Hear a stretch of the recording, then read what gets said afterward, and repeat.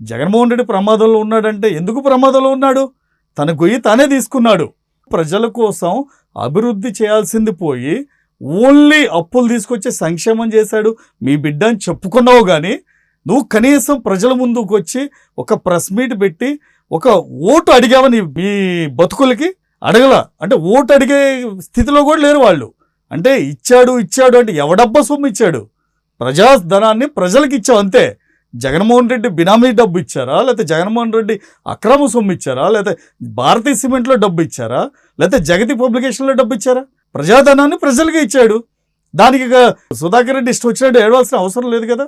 దానికి మళ్ళీ ప్రజల ముందుకు వచ్చి పెద్ద ప్రమాదంలో ఉన్నాడు, అది ఉన్నాడు, ఇది ఉన్నాడని నువ్వు ఎక్కి ఏడ్చి మాట్లాడిన మాటలు రేపొద్దున తెలుగుదేశం ప్రభుత్వం అధికారంలోకి వచ్చిన తర్వాత ఆ వ్యాఖ్యల్ని సుమోటోగా తీసుకుని దీని మీద కోర్టులు తక్షణం స్పందించాల్సిన అవసరం ఉంది.